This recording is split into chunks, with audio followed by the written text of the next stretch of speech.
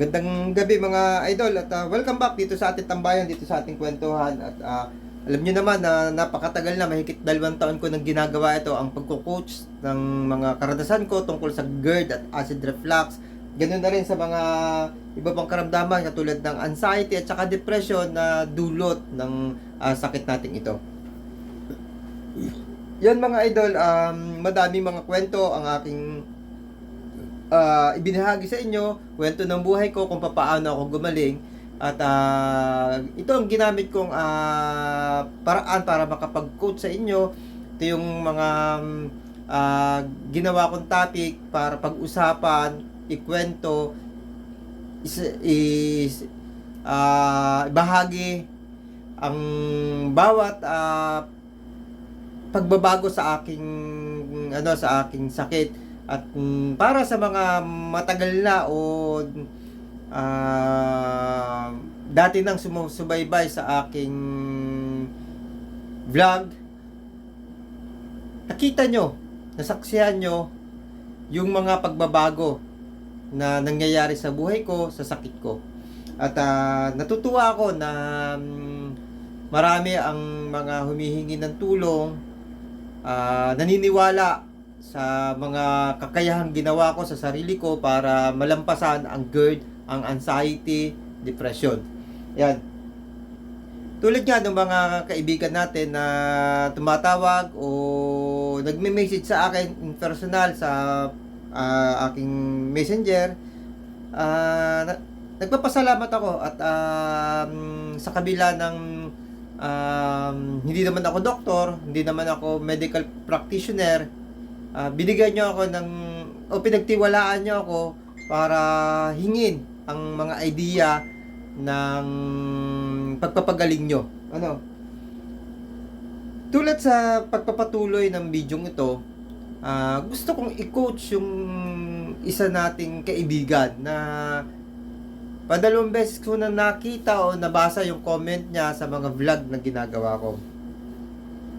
Tulad kanina, doon sa vlog na huli, yung ngayon, nag-comment ulit siya at minabuti ko na sagutin yung comment niya.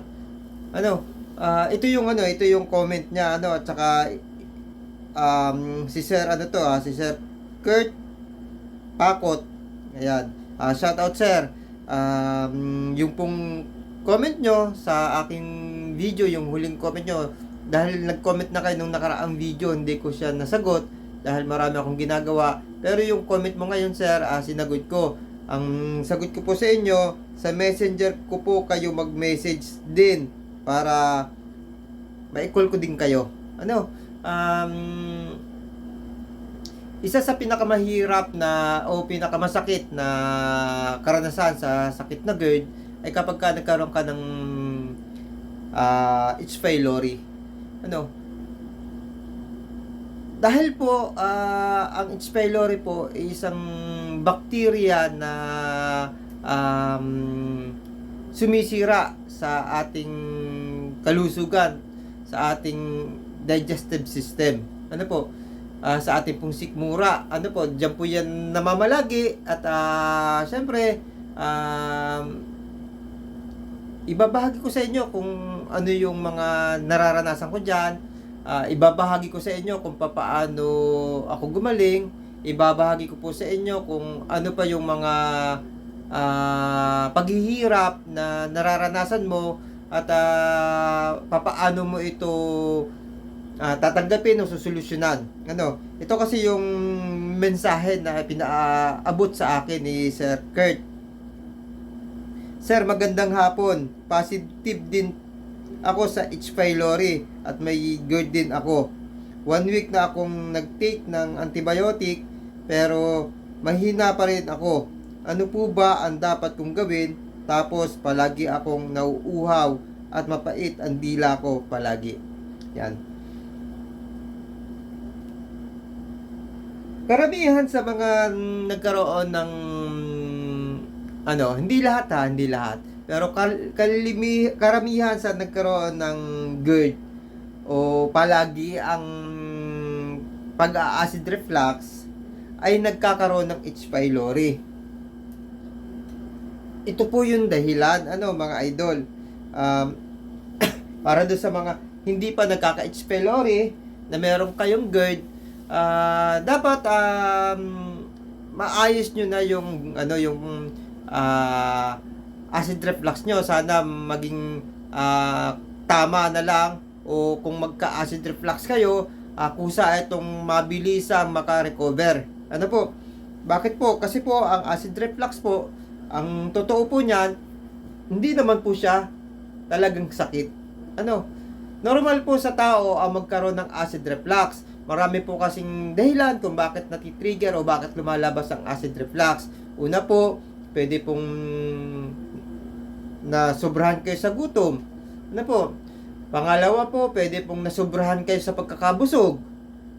Pangatlo po, pwede pong nasobrahan po kayo sa mga maasim at mapapait na nakakain. Pang-apat po, panlima na ba? Kapag ka nasusobrahan po kayo sa pagod. Ano? At isama na rin po natin kapag ka nasusobrahan po kayo o palagian kayong may problema. Yan po yung mga pangkaraniwang pinanggagalingan ng acid reflux. Ngayon po, kapag po may acid reflux tayo, kusa po itong, umabilis lang po itong nagre-recover. Ano, a few minutes lang po nagre-recover na ito. Lalo na kung halimbawa nagutom kayo, nakakain na kayo, nawawala na siya. Napagod kayo, na-overfatigue kayo, nakapagpahinga na kayo, mawawala na siya. Ano pa? Nabusog kayo kapag ka bumaba na, naglakad-lakad kayo at nag-umpisa ng tumunaw ang inyong digestive system sa mga kinain ninyo, utay-utay na po siya mawawala. Kapag may problema, kapag nasolusyonan ang problema, nakapagpahinga ka kahit na yung oras din yun, ipahinga mo, nakapag-relax ka, ang acid reflux natin po ay kusang mawawala. Ano po? Ibig sabihin po, normal po sa atin, sa lahat ng tao ang magkaroon ng acid reflux. Yan. Idagdag na po natin pala sa pag-acid reflux, dahil sa makabagong mga pagkain po natin, makabagong panahon po natin, kapag nasobrahan tayo, ano po, sa pagkain natin, ng mga, lalo na, junk foods, matatamis, mga tsokolate, sobrang kape na instant, yung 3-in-1, yan po, nagkaka-acid reflux na rin po siya. Kapag po inabuso natin ang bagay na to, mga pagkain ito, mga gawain natin ito, posible po na magkaroon kayo ng sakit na tulad namin, ng GERD. Ano po, papaano po nagkaroon ng sakit na GERD? Ito po ay yung palagian ng pag-acid reflux. Ano po? Palagian ng pag-acid reflux. Bakit ko po tinatalakay o binabanggit ang tungkol sa acid reflux at ang pagkakaroon ng GERD? Kasi naaayon po ito sa pag-uusapan natin, sa topic natin doon sa kay Sir Kurt na pagkakaroon ng H. pylori. Ano po? Yan. Ngayon mga idol, kapag palagian na tayo nagkakaroon ng acid reflux, maya't maya na tayo nagkakaroon ng acid reflux, at kapag ang acid reflux nito ay mahirap nang pabalikin o mahirap nang makarecover ang sarili nating katawan, ano po, ang sarili nating katawan ay hindi na nagbibigay kagalingan o ginhawa sa nararanasan nating acid reflux, dito na po papasok yung pagkakaroon natin ng GERD. Ano po? Ano pa? Lagi ano po siya eh. Yan. Ngayon po, ibig sabihin po, kapag may GERD ka na, posible po na talagang malaki na yung problema mo sa ating digestive system. Ang dahilan po sa pagkakaroon ng GERD, tulad ng aking binanggit kanina, posible po na naabuso nyo sa mga bagay na yon, kaya kayo nagkaroon ng GERD. O posible din po, dahil po doon sa huling sinabi ko kanina, dahil sa makabago po na mga ginagawa natin, lifestyle natin, nagkaroon po tayo ng GERD. Unang-una na po yung sa hahanap buhay natin, sa trabaho natin, nagkakaroon na po tayo ng problema sa oras ng pagkain.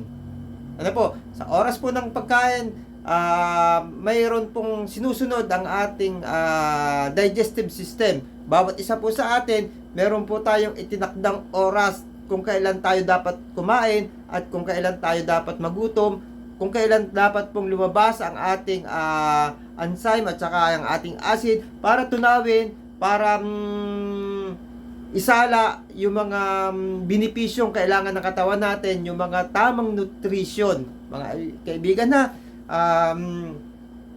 linilinaw po natin, tamang nutrition po. Bakit po? Kasi ang tamang nutrition po, ito po ang pagkain ng ating mga cells sa ating katawan.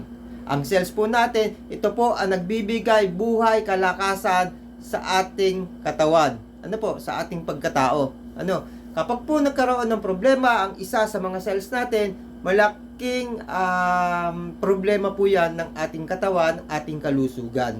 Ano?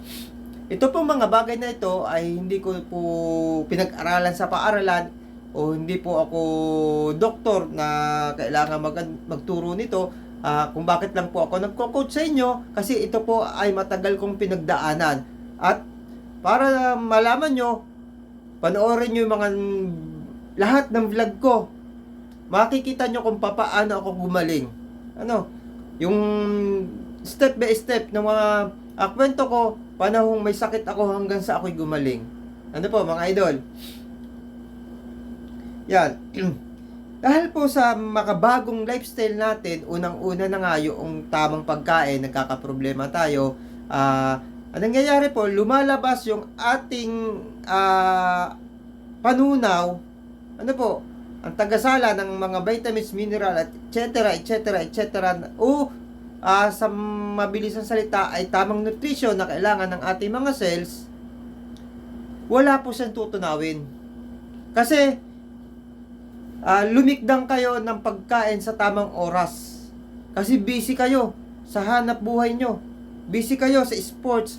O yung mga kabataan natin, busy sa pagga-gadget. Na yung gadget na yan ay numero unong malaki ang ambag sa pagkasira ng ating cells, pagkasira ng ating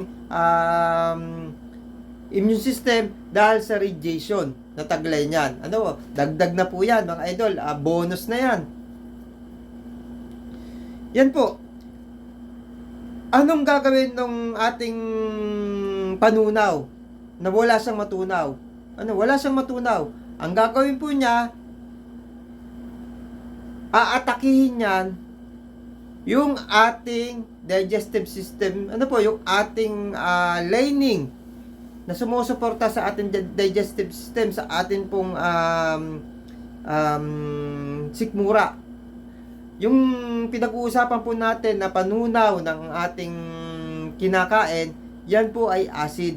Yan po ay may kasamang lumalabas na bile din, kung bakit mapait. Ano po?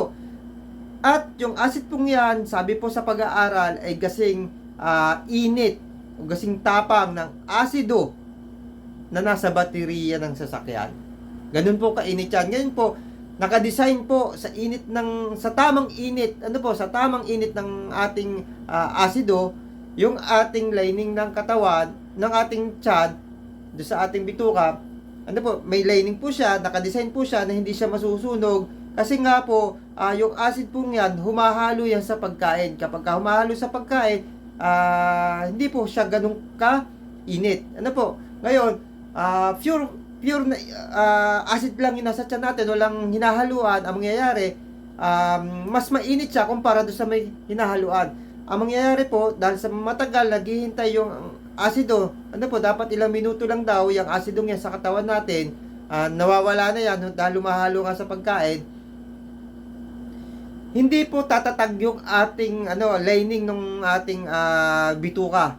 Masisira po. Diyan po nagkakaroon tayo ng baret. Ano po? Nagkakaroon po ng baret o gas-gas. Ano po? O humahantong po sa pagkakaroon natin ng ulcer. Kaya yung iba nagkaka-ulcer. Ano? Tapos yan po, sa palagian ganyan po ang nangyayari. Dahil nga mainit, lumalambot po, humihina po yung ating digestive system, yung ating bituka, humihina po siya, yung ating sikmura. Dahil sa pagbabago po ng pagkain natin, ng oras sa pagkain natin, ngayon po, sa kakakain ng ilang oras na nakaraan, nalipasan pa po tayo ng gutom, sinasabi natin na nalipasan na tayo ng gutom. Ngayon po, hindi po yun yung oras, halimbawa, ikinain nyo na, sa hindi tamang oras ng pagkain, yung acid po ay hindi lalabas sa ganong oras kahit kumain ka na. Hindi po siya tutunaw. Hindi po siya tutunaw.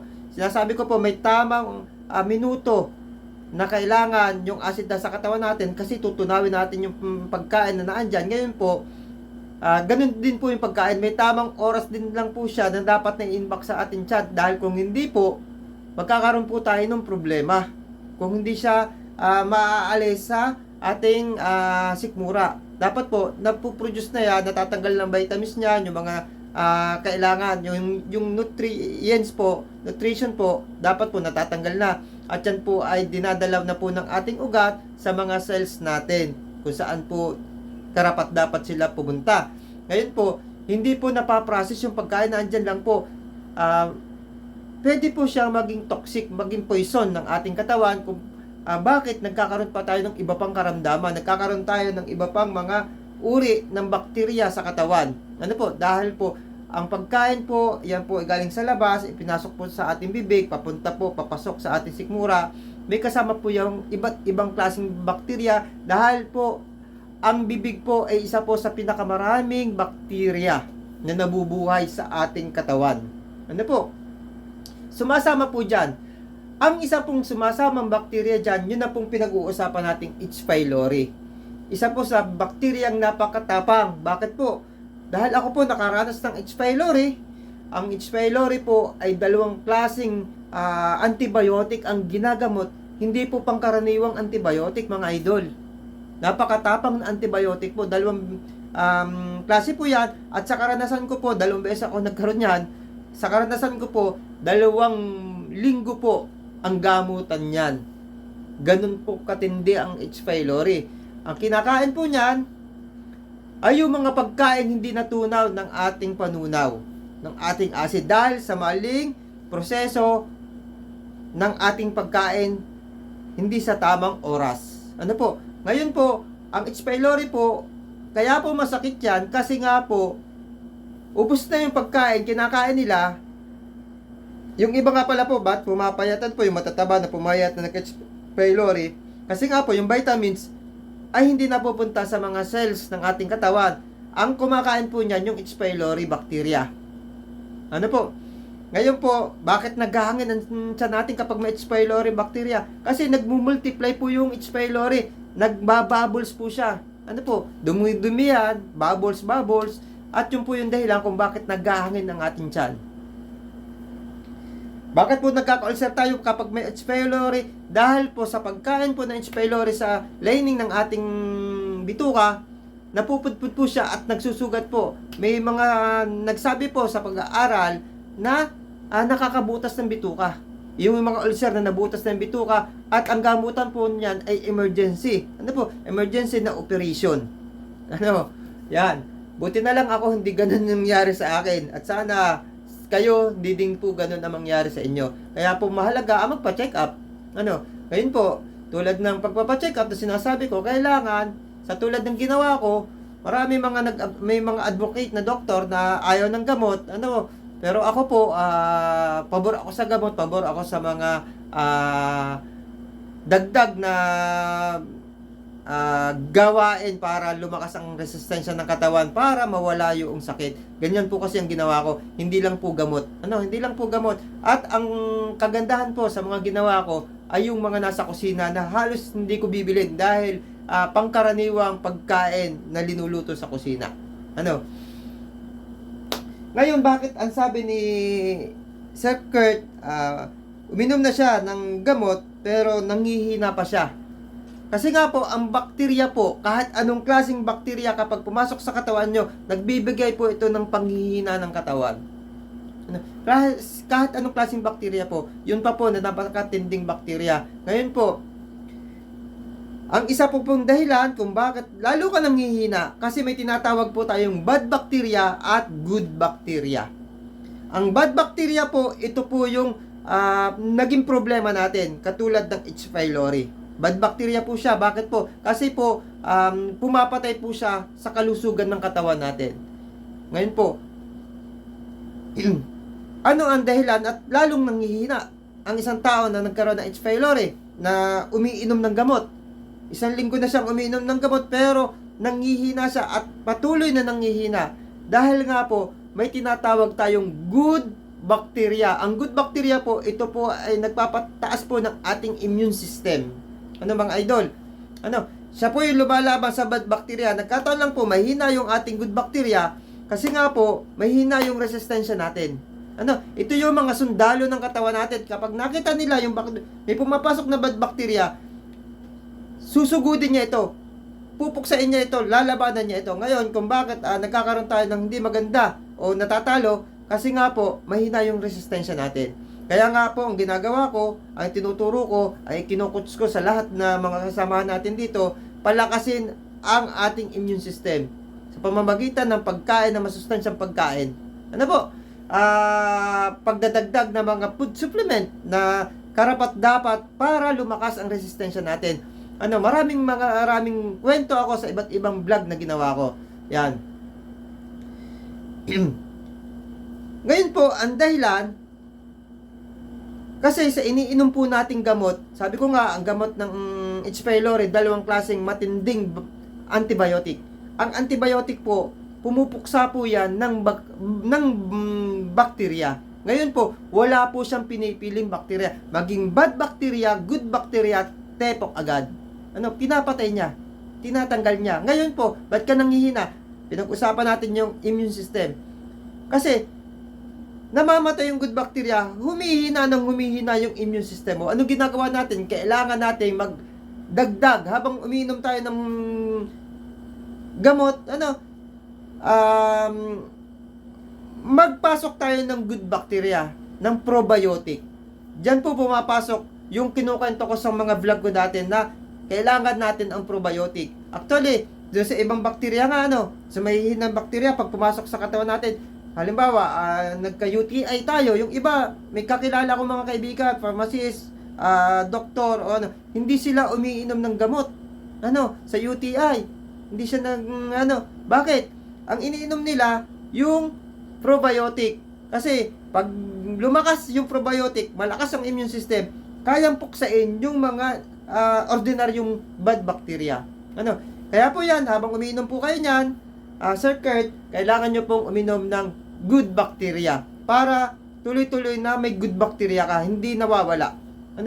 At pagkatapos po ng gamutan, kailangan ipagpatuloy mo pa rin yung good bacteria kasi nga po, habang umiinom ka ng gamot, namamatay din yung good bacteria. Sana, kahit pa paano po, ay nakapagbigay ako ng hatid o nakapaghatid ako sa inyo ng magandang informasyon, nakapag-coach ako sa inyo ng magandang mapupulutan ng aral. Para sa paglaban nyo sa sakit na meron kayo na dating pinaglabanan ko. At nakasurvive po ako dyan, kaya patuloy akong nagkukot sa inyo. At sana po, kahilingan ko lang, kung nagustuhan nyo yung video na ginagawa ko, pampamural na lang po sa akin. Paki-like na lang po at saka subscribe, paki-message. At kung may mga kaibigan kayo na gusto nyong dalhan ng mga kwentong ganito, paki-share na lang po. Ito po ay isa sa pakiusap ko para magkaroon naman ako ng moral na gumawa ng bawat kwento. Bye-bye po at thank you. God bless you. Ingat po tayo lagi.